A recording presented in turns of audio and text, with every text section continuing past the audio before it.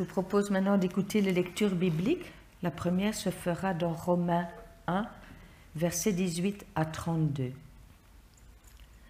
Du haut du ciel, Dieu révèle sa colère contre toute marque de mépris envers lui et toute injustice commise par les humains qui étouffent la vérité par le mal qu'ils commettent. Et pourtant, ce que l'on peut connaître de Dieu est clair pour eux. Dieu lui-même le leur a montré clairement. En effet, depuis que Dieu a créé le monde, ses qualités invisibles, c'est-à-dire sa puissance éternelle et sa nature divine, se voient fort bien quand on considère ses œuvres. Les humains sont donc inexcusables. Ils connaissent Dieu, mais ils ne l'honorent pas, et ils ne le reconnaissent pas comme Dieu. Au contraire, leurs pensées sont devenues stupides et leur cœur insensé a été plongé dans l'obscurité. Ils se prétendent sages, mais ils sont fous. Au lieu d'adorer la gloire du Dieu immortel, ils ont adoré des statues représentant un être humain mortel, des oiseaux, des animaux et des reptiles. C'est pourquoi Dieu les a abandonnés à des actions impures, selon les désirs mauvais de leur cœur, de sorte qu'ils se conduisent d'une façon honteuse les uns envers les autres. Ils échangent la vérité concernant Dieu contre le mensonge. Ils adorent et ils servent ce que Dieu a créé au lieu du Créateur lui-même, qui doit être béni pour toujours. Amen. C'est pourquoi Dieu les a abandonnés à des passions honteuses. Leurs femmes elles-mêmes changent les relations naturelles en des relations contre l'ordre des choses. De même, les hommes abandonnent les relations naturelles avec la femme et brûlent de désir les uns pour les autres.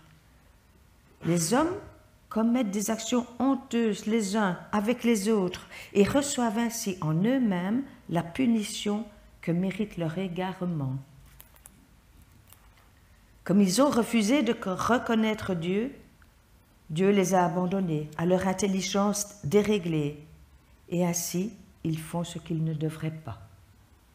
Ils sont remplis de toutes sortes d'injustices, de mal, d'envie, de méchanceté. Ils sont pleins de jalousie, de meurtre, de querelles, de ruse, de perversité.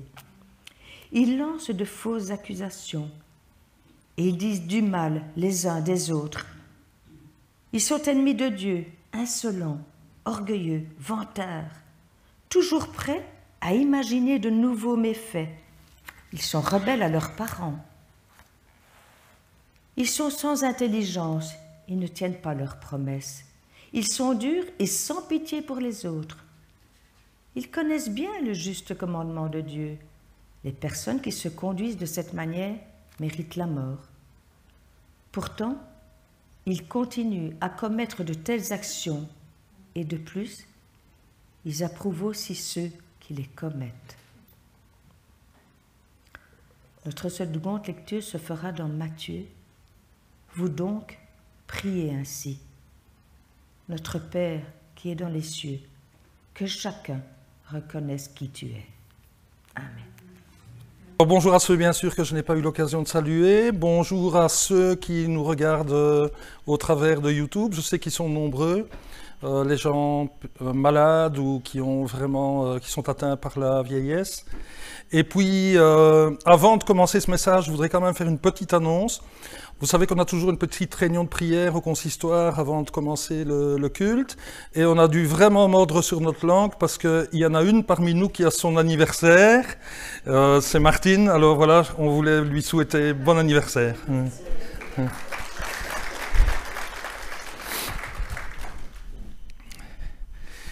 Alors, chers frères et sœurs, en introduction de ce message, je voudrais témoigner d'un événement qui m'a profondément interpellé sur le plan spirituel. Cela s'est passé ici, à l'arrière de cette salle où nous nous trouvons. C'était il y a quelques semaines, un jeudi du mois de mars, au moment de la réunion de prière. Ce jour-là, une petite équipe est réunie autour d'Emmanuel, ou plutôt, je devrais dire, autour du Seigneur. Certains nous ont rejoints par Zoom. Et habituellement, notre réunion est organisée en un moment de louange, suivi d'un moment d'intercession, et elle se termine par un point qui concerne la progression spirituelle de l'Église ou une œuvre missionnaire. Mais cette fois, Emmanuel nous a un petit peu bousculés. Il nous propose de changer cette formule en prenant comme guide le Notre Père. Non pas en le récitant en un bloc comme c'est l'habitude, mais en lisant chacune des phrases séparément, en y consacrant un petit moment d'échange, puis en priant sur le thème de cette phrase. La soirée commence donc par « Notre Père qui es aux cieux, que chacun reconnaisse qui tu es ». Après le moment d'échange, nous lui adressons nos prières d'adoration. Nous poursuivons sur le même modèle en nous arrêtant sur chaque phrase et en y consacrant quelques minutes de prière. Je peux vous assurer que nous sommes repartis de cette soirée fortifiés et encouragés, conscients d'avoir vécu un moment privilégié avec le Seigneur. Mais personnellement, un point m'a interpellé plus profondément lors de cette réunion. Un détail dans la formulation de la première phrase. En effet, nous avons lu « Notre Père qui es aux cieux, que chacun reconnaisse qui tu es », alors que depuis mon enfance, je récitais « Que ton nom soit sanctifié ». Dans le dictionnaire, on trouve la définition suivante du mot « sanctifié ». Attribuer à quelque chose un caractère sacré, noble, exceptionnel, le placer au-dessus de tout. Alors oui, effectivement, cela s'applique sans aucun doute à notre Dieu, notre Père. Mais alors, pourquoi avoir modifié la formulation en « que chacun reconnaisse qui tu es » ? Et en consultant les traductions les plus récentes de la Bible, j'ai constaté que beaucoup utilisent à présent cette formulation, dont la Nouvelle Français courant, dans laquelle nous avons lu les textes de ce jour. Probablement, cette traduction est plus proche du texte grec, mais ce n'est vraiment pas mon domaine de compétence. En réalité, c'est un autre aspect qui m'a interpellé, car je me suis dit que si on faisait un sondage dans un milieu non chrétien, et par ailleurs même un milieu chrétien, sur la signification du mot « sanctifié », probablement très peu de personnes seraient capables d'en expliquer la signification. En réalité, nous nous trouvons ici à la limite du jargon théologique. Or, Jésus ne donnait pas de cours de théologie à ses disciples, mais il utilisait des mots simples que tout le monde pouvait reconnaître. En prononçant « que chacun reconnaisse qui tu es », la phrase ne contient plus un mot mystère, elle devient une formidable passerelle vers le monde extérieur. Mais alors, comment déployer cette passerelle ? Comment amener des personnes extérieures à reconnaître qui est Dieu ? Pour cela, je vous invite à faire un retour en arrière dans l'histoire de l'humanité. Depuis la nuit des temps, l'homme cherche à connaître ses origines, les origines de l'univers, si quelqu'un ou quelque chose l'a créé, d'où vient l'homme, quelle est sa raison d'exister. D'énormes progrès scientifiques ont été réalisés récemment dans tous les domaines. On en sait à présent beaucoup plus sur l'origine de l'univers et sur l'histoire de l'homme, mais la plupart des recherches ont comme toile de fond la négation de l'existence d'un Dieu créateur. Toutes les explications, même les plus farfelues, sont bonnes, à condition que le mot Dieu ne soit pas prononcé. Dans le domaine de la philosophie, c'est un peu pareil. Depuis l'Antiquité et jusqu'à encore aujourd'hui, les théories les plus folles circulent, dont je citerai ici 2 exemples révélateurs. Dans une de ces théories, certains penseurs ont considéré que la matière est éternelle, donc elle a toujours existé, et que cette matière s'est peu à peu organisée, au gré du hasard, des circonstances, pour évoluer vers l'univers que nous connaissons actuellement. C'est ce qu'on appelle le matérialisme. Et la théorie de l'évolution, dont nous avons tous entendu parler, en est un prolongement. Dans cette approche, l'homme est une combinaison, certes évoluée d'atomes et de molécules, mais même notre intelligence, notre caractère et notre personnalité ne sont que des combinaisons de la matière. Le grand absent de cet échafaudage branlant est Dieu. Il n'existe tout simplement pas. Il n'y a que la matière. Un second exemple est le postulat que Dieu et la matière ne font qu'un.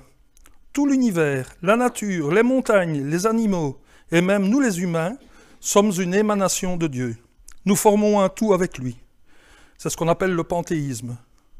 Évidemment, les conséquences de cette vision du monde sont incroyablement néfastes. Quoi que nous fassions, cela ne changera rien, puisque nous faisons partie du tout qui s'appelle Dieu, et Dieu lui-même est responsable de tout le mal qui se produit sur la terre. Nous n'avons plus aucune responsabilité. J'ai cité ici 2 philosophies, mais je peux vous assurer qu'il y en a beaucoup d'autres, tout aussi néfastes, qui sont défendues par ces personnes, et parfois, mais hélas, par des personnes qui se disent chrétiennes. Mais si nous, chrétiens, avions quelque chose à proposer sur ces questions, où pourrions-nous trouver les réponses? Dans la Bible, bien sûr, et ou mieux que là où tout a commencé, le livre de la Genèse. Le texte que nous y lisons n'est pas un traité de science, ni de philosophie, mais un récit écrit dans un style poétique, d'une beauté à couper le souffle, qui nous révèle avec des mots simples et accessibles tout ce que nous devons savoir sur ces questions. Le message est limpide, pas de grandes théories fumeuses. Le récit, il nous apprend que le monde a été créé par un Dieu unique. Il n'y a point d'autre que lui. Que ce Dieu, il est éternel. C'est lui qui a créé le temps. Les premiers mots de la Bible sont « au commencement ». Que ce Dieu, il est omnipotent, c'est-à-dire tout-puissant. Il a créé l'univers visible et invisible à partir de rien, par sa seule parole. Personne n'est capable de faire cela. Et boum, badaboum, le matérialisme s'effondre. Que ce Dieu est transcendant, c'est-à-dire qu'il est séparé du monde, qu'il est au-dessus de toute chose, qu'il est grand et infini. Et boum, badaboum, la théorie du panthéisme s'effondre. Que ce Dieu, il est sage. Il a créé l'univers et un monde parfait, du premier coup, sans essai et erreur. Que ce Dieu, il est immuable. Il n'a pas besoin de nous, au contraire de ses créatures. Il ne change pas, il est toujours le même. Que ce Dieu, il est immanent. C'est lui qui a donné le mouvement à sa création pour qu'elle puisse vivre et exister. Il préserve sa création en lui donnant jour après jour le mouvement, la respiration et la vie. Que ce Dieu, il est souverain. Il a un dessein. Puisqu'il crée toutes choses, c'est lui qui gouverne et qui donne un sens à toutes ces choses. Il a un projet pour le monde. Le monde a un commencement, il aura une fin. L'histoire de l'humanité suit un cours que lui seul a décidé. Et toujours dans le livre de la Genèse, le texte nous révèle que Dieu nous a créés à son image, à sa ressemblance. Mais qu'est-ce que cela signifie? Il ne s'agit pas d'une image physique, puisque Dieu est esprit. Mais il nous a donné plusieurs de ses attributs. Une capacité de réfléchir, de prendre des décisions morales, de faire des choix volontaires, de ressentir des émotions complexes. Bref, il nous a donné une intelligence et une âme pour pouvoir entrer en relation avec lui. Toutes ces caractéristiques font de nous des êtres uniques, à part de la création, bien supérieurs aux animaux, n'en déplaise aux évolutionnistes. Mais alors, pourquoi Dieu a-t-il créé l'univers et l'homme? Certains ont imaginé que c'est parce qu'il s'ennuyait tout seul là-haut. Faux! Notre Dieu est un Dieu trinitaire. Père, Fils et Saint-Esprit vivent dans la plus parfaite harmonie, dans un amour infini, et ils n'avaient absolument pas besoin de nous. D'autres ont pensé qu'il a créé le monde pour l'homme et pour son bonheur. Ici encore, ils ont tout faux. Certes, Dieu veut notre bonheur, mais la raison pour laquelle il nous a créés, c'est pour lui rendre gloire. Nous sommes nés pour le louer et pour l'adorer. C'est notre raison de vivre, il n'y en a pas d'autre. Et j'en arrive maintenant à un point capital. Comme le récit de la création nous l'indique, à l'issue du 6e jour, lorsqu'il a créé l'homme et la femme, Dieu dit que tout cela était très bon. Adam et Ève ont été créés purs et parfaits, comme Dieu l'avait voulu. Au début de leur existence, ils vivaient en parfaite harmonie avec lui. La suite, vous la connaissez, la chute est survenue, le mal s'est introduit dans leur cœur, sous la forme du serpent. Ils ont désobéi au commandement de Dieu de ne pas manger du fruit de l'arbre de la connaissance du bien et du mal. Ici également, On pourrait méditer longuement sur les circonstances et les raisons de cette chute, mais j'en viens à l'essentiel. Depuis cet épisode, toutes les générations qui ont suivi Adam et Ève naissent avec le mal ancré en elles, et je le répète, cela dès la naissance. À cause de cela, notre relation avec Dieu a été rompue. Nous sommes toujours l'image de Dieu, mais une image corrompue, déformée, une image coupée de son Créateur. Depuis cet événement, nous naissons en état de mort spirituelle. Et c'est ici qu'intervient le premier miracle. Notre Dieu est un Dieu d'amour. C'est un Dieu relationnel. Il n'a pas voulu abandonner l'humanité à son sort. Tout au long de l'histoire d'Israël, il a cherché à rétablir le contact. Chaque fois que son peuple a chuté, chaque fois que son peuple s'est détourné de lui, il est revenu inlassablement à la charge, en envoyant ses prophètes, en punissant parfois, mais toujours en pardonnant ensuite. Un verset illustre magnifiquement cette volonté de Dieu de garder sa relation avec son peuple. Nous lisons dans Ésaïe 49, dans les versets 14 à 16, « Jérusalem disait, « Le Seigneur m'a abandonné, mon maître m'a oublié. » Mais le Seigneur répond, « Une femme oublie-t-elle le nourrisson qu'elle allait? Cesse-t-elle d'aimer l'enfant qu'elle a porté? À supposer même qu'elle l'oublie, moi je ne t'oublie pas. J'ai ton nom gravé sur les paumes de mes mains, et l'image de tes murailles ne quitte pas mes yeux. » Ensuite est arrivé le miracle, le plus extraordinaire de tous les temps. Dieu nous a envoyé sur terre son propre Fils, son Fils unique, Jésus-Christ. Il est venu pour sauver quiconque croit en lui, ne périsse pas, mais qu'il ait la vie éternelle. Tout cela sans devoir rien faire en échange, tout cela par sa seule grâce. Avec Christ, Dieu nous a envoyé une image parfaite, une image qui a obéi à la volonté de son Père, jusqu'à la mort sur la croix, une image qui a aimé son prochain jusqu'au bout, en se faisant le plus petit parmi les petits. Cette image parfaite, c'est le modèle absolu que chaque chrétien doit tenter d'imiter tout au long de sa vie. Au travers de Christ, notre relation avec Dieu est rétablie. Nous sommes de nouveau en communion avec lui. Mais cela va encore plus loin. Christ a fait de nous ses propres frères et sœurs. De par ce statut, nous devenons les enfants adoptifs de Dieu. Nous pouvons désormais l'appeler Père. Quel extraordinaire privilège, quel honneur! Nous sommes les enfants du Dieu créateur de l'univers, qui a toute puissance et toute gloire. Nous pouvons le louer et l'adorer dès ici-bas. Nous avons introduit ce message par le verset « Notre Père, que chacun reconnaisse qui tu es ». Ça y est, la boucle est bouclée.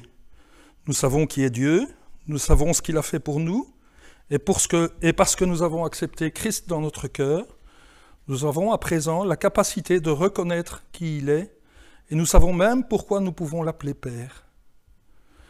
Tout au long de l'Écriture, nous pouvons découvrir le caractère de Dieu, sa bienveillance, son amour, sa justice, sa patience, et tant d'autres choses encore. Non seulement nous pouvons le découvrir au travers des récits bibliques, mais nous pouvons aussi l'expérimenter personnellement. Notre relation avec le Père est merveilleuse, et même si notre nature pécheresse est toujours bien présente, nous savons que nous sommes pardonnés. Mais est-ce que j'ai vraiment fait le tour de la question? Dans ce petit verset en apparence si simple, il y a quand même encore quelque chose qui me chiffonne. C'est le mot « chacun ». En effet, Jésus n'a pas dit que tous les chrétiens reconnaissent qui tu es, mais que chacun reconnaisse qui tu es. Bien sûr, nous vivons aujourd'hui dans un monde complètement déboussolé, qui nie plus que jamais l'existence même de Dieu, qui met en doute tous les fondements éthiques qu'il a voulu au moment de la création. Un monde dans lequel même le genre est laissé au choix de la personne contre toute évidence biologique. En regardant les journaux télévisés, on en arrive à penser que jamais il n'y a eu autant de désinformation, autant de mensonges, autant de guerres et de génocides. Bref, que la rébellion contre Dieu est à son comble. Et c'est effectivement le cas. Mais souvenons-nous de ce que nous avons lu en introduction de message dans l'Épître aux Romains. C'est dans un contexte tout à fait similaire que l'apôtre Paul a vécu il y a environ 2000 ans, et il ne se prive pas de dénoncer tous les affronts faits à Dieu, en avertissant que ceux-ci seront sévèrement jugés au moment où Dieu l'aura décidé. C'est une rébellion contre lui qui conduit le monde dans des comportements de plus en plus stupides, absurdes et surtout néfastes. Certes, l'apôtre Paul a tout à fait raison. On peut trouver, hélas, un texte qui colle mieux à la réalité, mais il y a cependant 2 pièges à éviter. Le premier, c'est de juger ce monde. Un peu plus loin dans son épître, Paul nous avertit que ce n'est pas à nous de le faire, tout simplement parce que nous en faisions partie avant que Christ nous rachète. L'apôtre prévient que ceux qui jugent seront plus sévèrement jugés. Le second, c'est de nous désintéresser de ce qui se passe dans ce monde. C'est vrai, la tentation est grande de baisser les bras. On se dit que le retour de Christ est pour très bientôt et que nous vivons décidément dans une drôle d'époque. Heureusement, nous sommes si bien dans notre petit cocon, l'Église. Mais ici également, l'apôtre Paul nous montre l'exemple. Il a passé le plus clair de son ministère à annoncer la bonne nouvelle, à témoigner de ce que Christ a fait pour lui. Pour cela, il n'abordait pas les gens en parlant de péché. Beaucoup de nos contemporains ne connaissent d'ailleurs même plus la signification de ce mot. Mais il introduisait la bonne nouvelle en leur parlant du récit de la création. Ce récit, c'est le fondement de tout le reste de l'Écriture. Il nous explique l'essentiel de ce que nous devons savoir sur Dieu et sur nous-mêmes. Commencer l'évangélisation en parlant du péché, ce serait un petit peu comme commencer un roman en partant du milieu. Ça n'aurait évidemment pas de sens. Alors vous allez penser que je coupe les cheveux en 4, mais je voudrais encore attirer brièvement votre attention sur un petit détail qui a son importance dans cette petite phrase. Jésus n'a pas dit que chacun connaisse qui tu es, il a dit que chacun reconnaisse qui tu es. Et sur ce point, je peux vous rassurer, notre rôle est de faire connaître Dieu. Le fait de le reconnaître doit venir de la personne elle-même. Christ ne nous demande pas d'évangéliser par la force ou par la manipulation. Seul le Saint-Esprit peut ouvrir le cœur. Cependant, nous pouvons prier le Père pour que le Saint-Esprit agisse dans cette personne. En Hébreux 11, verset 3, l'Écriture nous rappelle que c'est par la foi que nous comprenons que l'univers a été formé par la parole de Dieu, de sorte que ce qui est visible a été fait à partir de ce qui est invisible. Chers frères et sœurs, c'est par pure grâce que nous avons le privilège d'être filles et fils de Dieu. Il nous a ouvert les yeux pour que nous puissions reconnaître qui il est. Notre Dieu ne se cache pas, il se laisse découvrir par ceux qui le cherchent. Et son désir le plus cher est que chacun, et pas seulement les chrétiens, le reconnaissent pour qui il est. Que toujours plus nous ayons à cœur de partager la bonne nouvelle de Christ ressuscité et de la communion rétablie avec ce Père rempli d'amour qui est dans les cieux. Oui, Père, que chacun reconnaisse qui tu es. Amen.